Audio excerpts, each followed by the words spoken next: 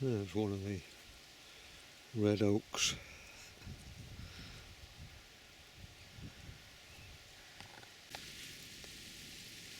There are lots of different fungus in the garden at this time of year, particularly this year because it's been so wet.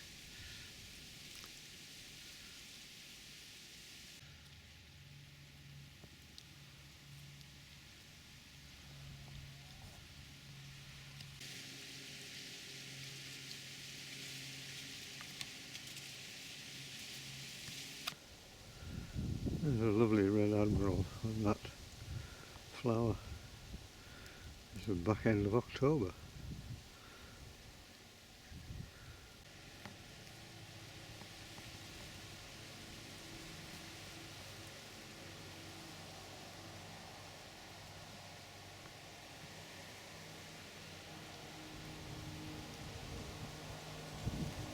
There's still bumblebees as well.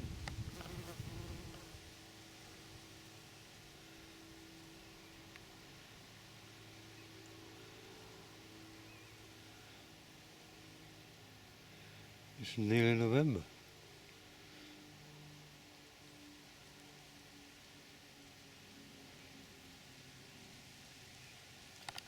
There's a honeybee.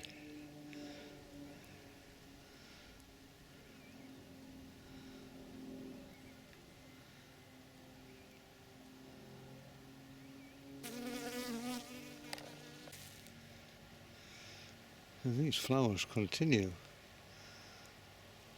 There are more and more of them still to come. I suspect when we get the first frosts, that will see them off. And where you have the shade, the mosses begin to take over at this time of year. It's in the shade of this hedge.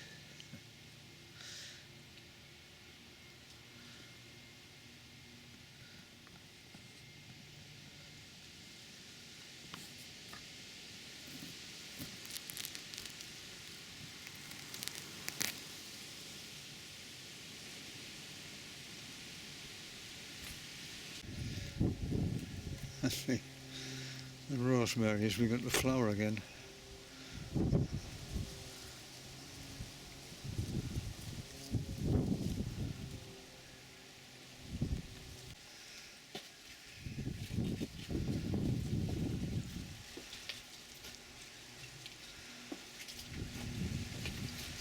And the deep red of these Boston ivy begins to turn oranges and yellows.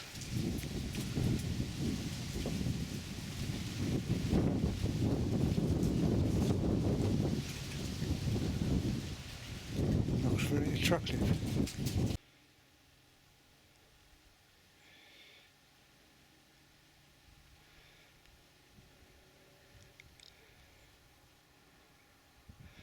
It's amazing how some trees have turned brilliant yellow, like this one in front of me, these oak trees in front of me.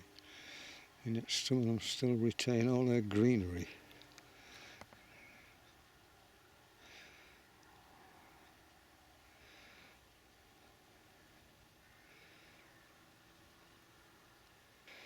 I usually stock all my hedge trimmings and things that are going to need burning eventually here. But last year one of the neighbours complained that the fire had been going for days and the wind had changed around, it was blowing towards his house, so yesterday I got a barrow out and carted all this up to the top of the garden, so it's about 200 yards away from his house now. The last thing you want is upsetting neighbours.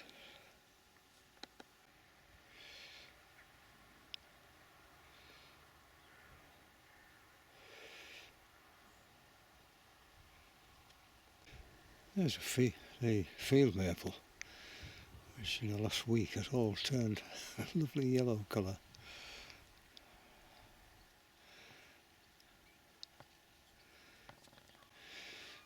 Some of the brambles persist, but We were warned never to eat them after October the 31st by my mother. She used to tell us the witches have peed on them.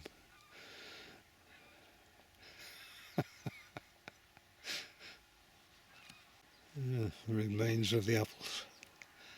I just leave them. The blackbirds and hedgehogs and other creatures will eat them during the frosty days to come.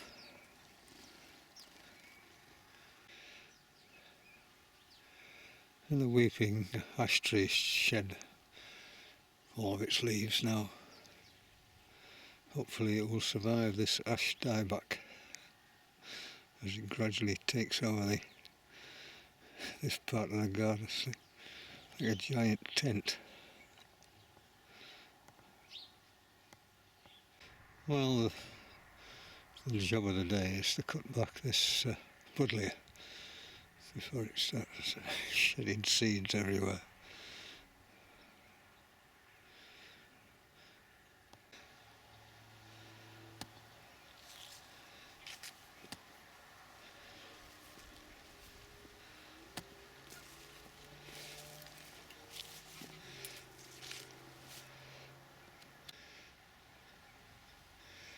It always seems a bit brutal, cutting it right back, hard back. You can see here all the new shoots, which next year will produce just as much growth as it did this year.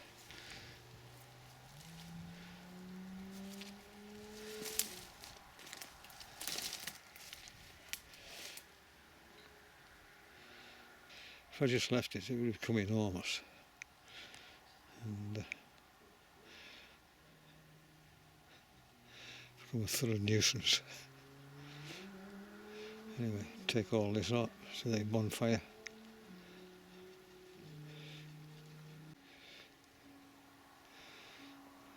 As the leaves come off, they all begin to pile up, particularly against this part of the house. And I just leave them. Last year,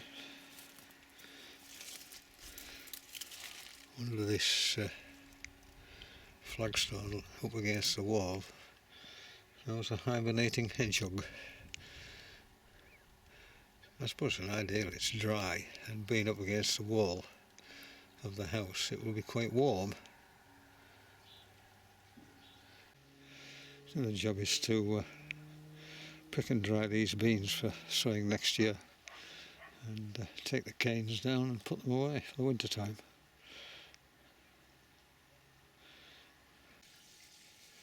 And yesterday I noticed this great spotted woodpecker here banging away at a nut, jammed in this hole. I'll try and see if I can get it on the trail camera. But well, it's a cagey bird.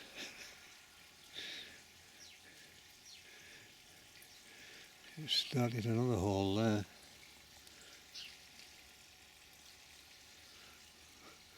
On my plum tree. Here's the brambles. They'll be next for a massive haircut. I'm going to take them right back to ground level, which will mean cutting all next year's fruiting stems off, but I'll forego the brambles. They're just getting to be out of control, and but it'll be a big job. They're all in wrestling matches. The thorns grab your clothes.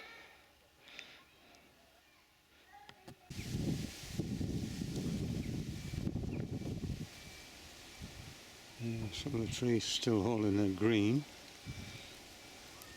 but they're becoming fewer in number.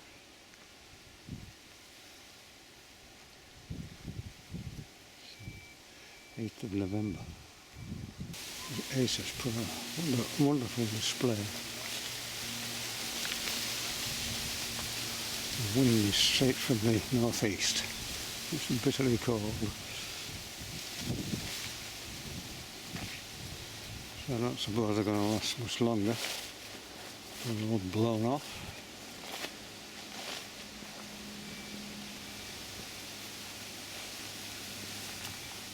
These are the remains of a pigeon.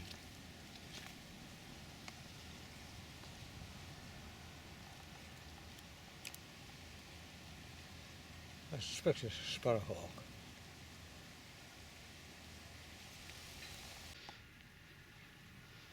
And the cat sprayer continues to work well. The cats still appear, but they don't stay very long.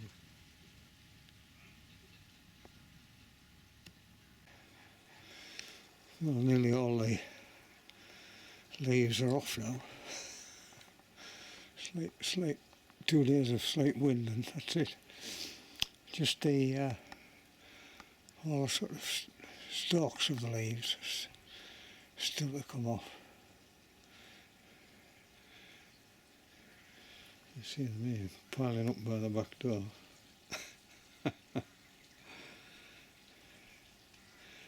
It won't be long before they're all off and I can get them swept up.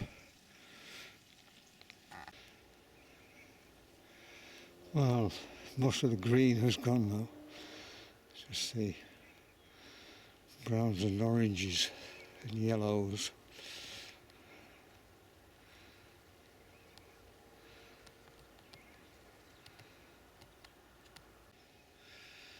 Well, today it's tackling the brambles. 9th of November.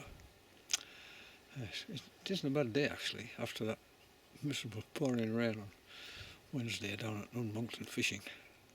So it's probably a good day to get it to garden and sort these things out. Keep putting it off. And for this job you need a strong pair of gloves and one of these. The longer the better.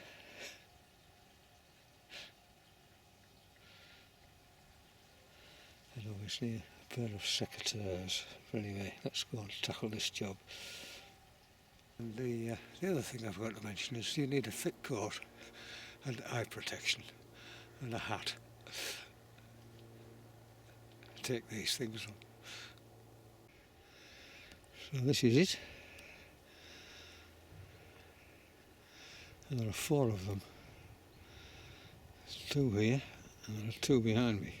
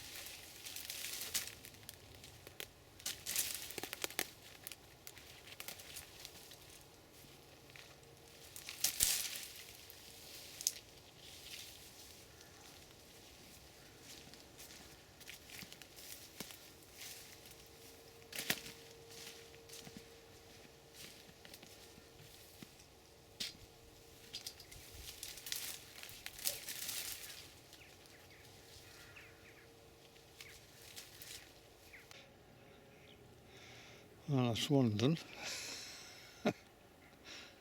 4 to go. These on my right, I will. They don't get in the way so much, so I'll just take out the old dead wood and we'll get some brambles from there next year. But this one here is an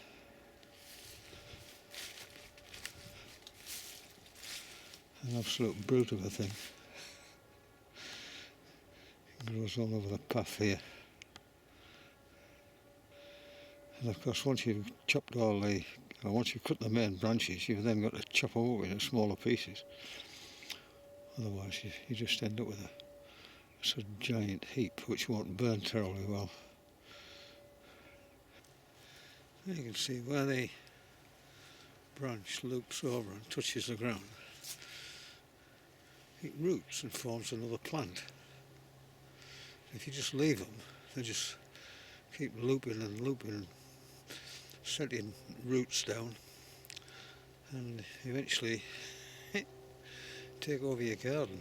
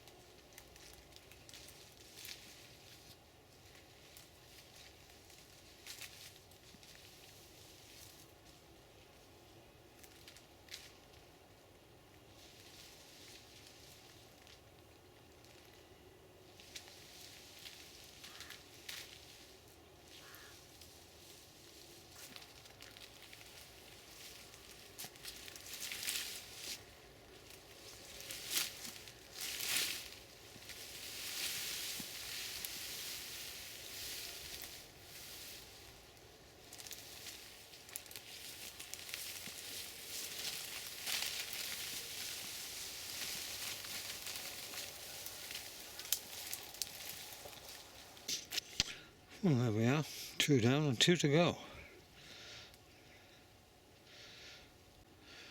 Well, after all that, I have thought about taking them out and growing a thornless variety. For the brambles, it does produce a huge number of brambles, and they are really, really nice. And I suspect digging them out would be a major operation. It'd be sending suckers up here, there and everywhere for years. So I'll just have to control it a little bit better. But it's an absolute thug.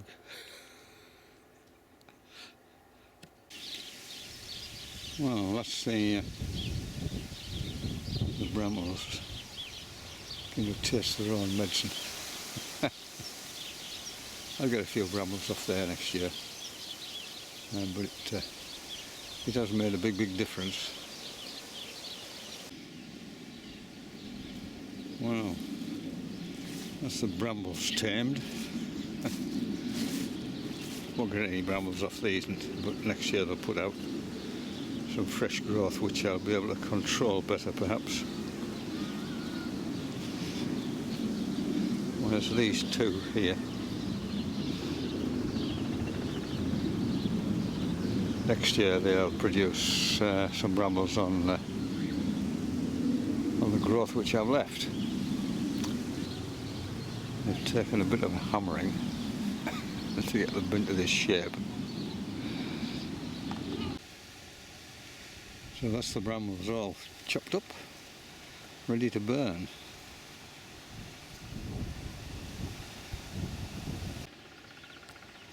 These are the main sort of branches rather than shoots which I've cut off. You can see just how substantial they are. You can see how substantial they are, and the blooming thorns they've got on them.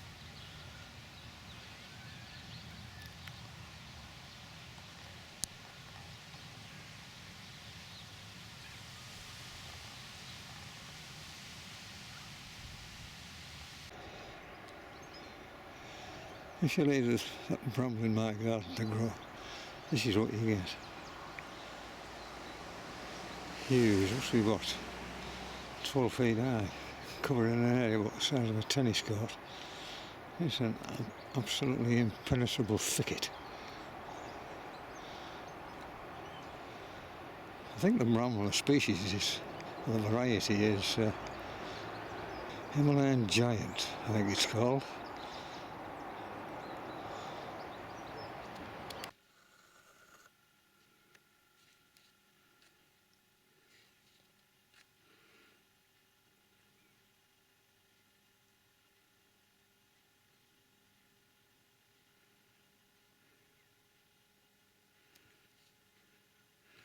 It's unusual that you don't see magpies in the garden very often.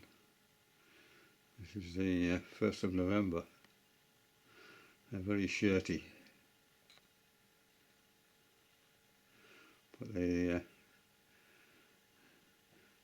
do a lot of damage eating young birds and eggs. Just going to get another bean now.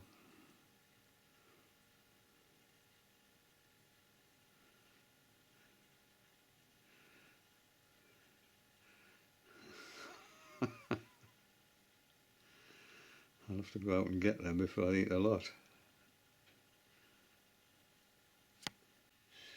Well, I've dried the beans and extracted them, so they will be the French beans for next year. Be interesting to see how they germinate. I mean, collected them from pods I've grown myself, but they were very, very good. Well, there's still a lot of colour in the garden. It's 17th of November.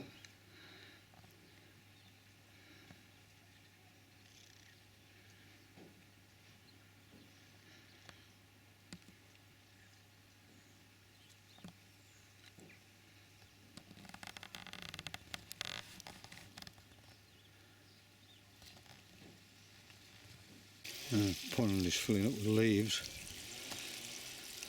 and all be to remove. But I won't bother until everything's off the trees. Otherwise, it's a never-ending job. Well, most of the Boston ivy leaves are off. It won't be long before all that will have to be stripped off. But it can wait for now. Boston ivy leaves piled up everywhere.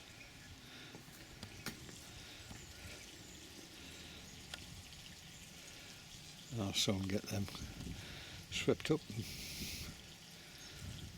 put in the right place. There's all the new grass appearing on these patches on the lawn where I repaired the damage.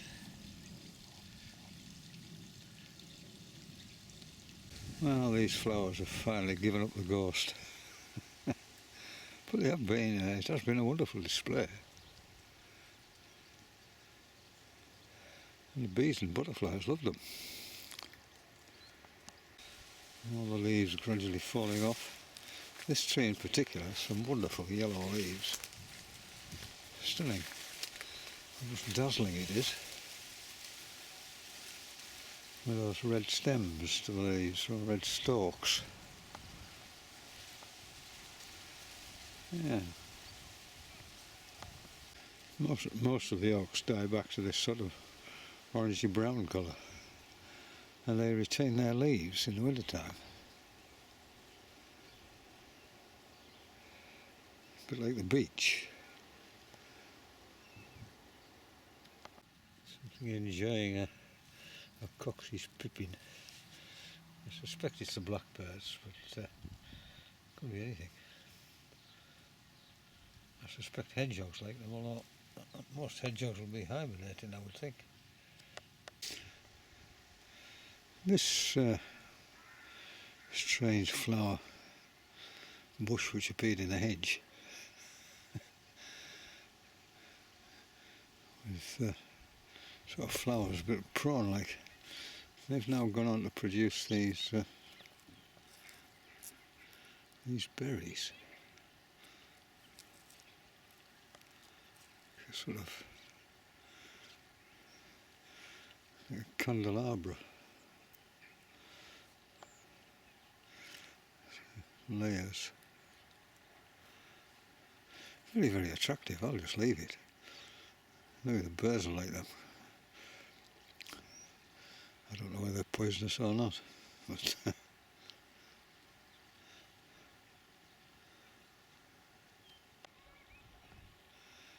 yeah, very attractive.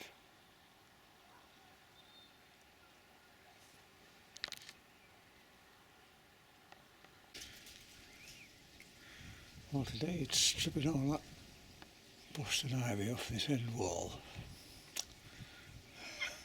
It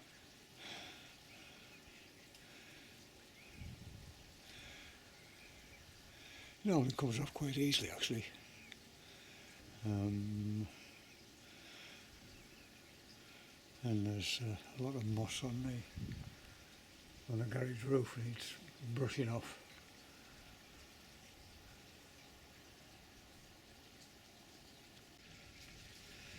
Obviously, it's have to be very careful not to slip and fall off this thing. So I'll have to brush all the stalks off the garage roof first of all. They tend to be very slippy.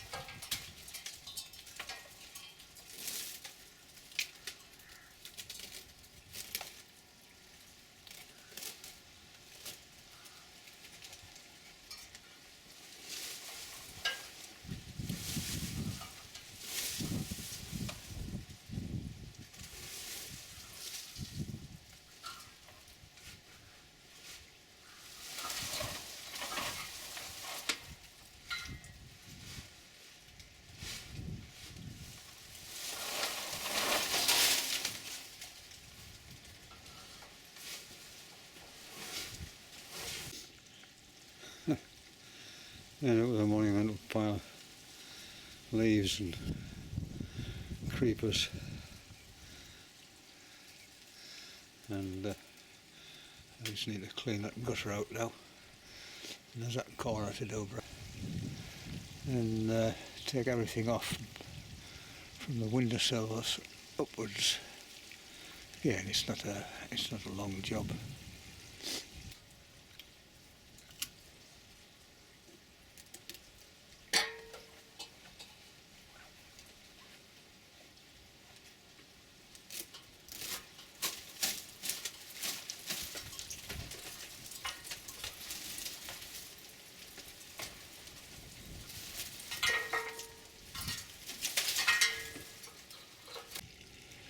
Well, we're halfway along the back. You see the house again. There's the odd bit clinging up the wall up there, but I'll tidy all that up later on. Get the big ladder out and do that. At least they're all dead. Not creeping their way under the tiles. It's a very satisfying job, pulling it all off. When you've got mountains of leaves and rubbish in the garden, these things are superb. You can find them in building sites carrying sand. but they're usually too big, and when they're full they're too heavy to move. These are somewhat smaller, but they do make the job an awful lot easier, shifting all this stuff along here. Anyway, we'll just press on with it. Still got the gable end on the other end of the house to do. But it's nice when it's done.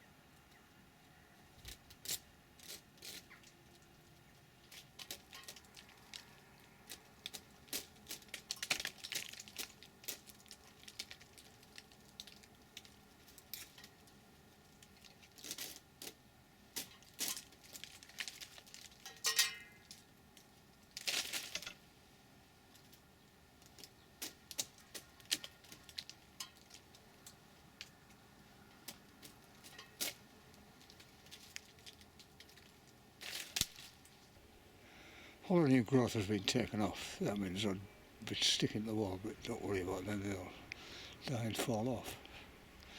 So it's down below the windowsill now. Well, the last of these big jobs is to take this honeysuckle off. It just gets big and straggly on both sides of the window here. It's a bit of a pain because it weaves its way through this support which is on the front of the house. Still, it has to be done.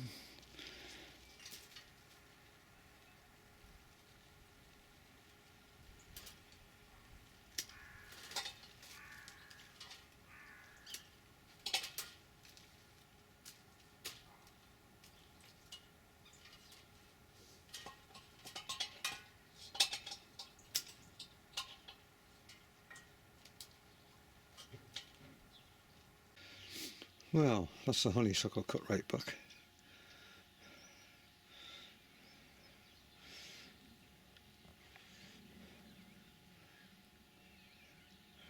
Which is a relief. But it'll be back up there in no time at all. But it does have a beautiful smell, and the birds like the red berries. Remains of a pigeon's already been caught by a cat, which is really annoying. I mean, there's thousands of pigeons about, but if it wasn't a pigeon, it would have been something else. So they're still here, these blooming cats. Well, the last thing to do this year is to cut the asparagus down. It's a shame really, it's lovely colours.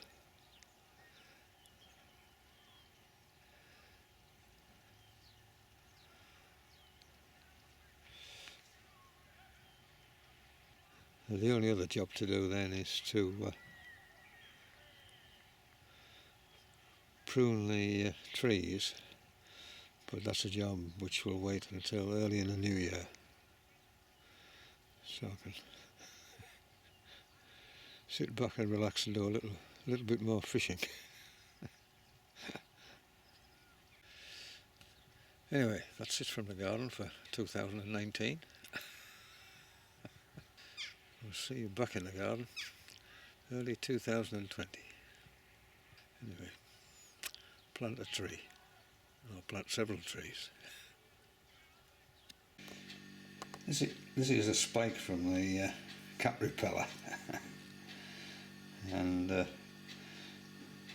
rather stupidly, I left it out in a heavy frost the other night, and of course when the water freezes and expands, it's cracked this cap, and of course when it thawed it was pouring water all day, which is not very good when you're on a meter.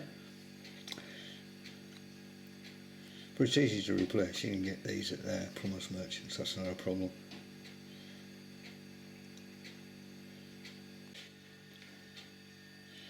I bought this metal spike to replace this plastic one. Easy to stick into the ground, which in my case is really stony, and it has the same end cap as that, so that's not a problem. The only problem is that the bit that connects to the actual mechanism, the catch scaling mechanism, it's slightly different. That's got a female attachment and that's got a male attachment, so I need a little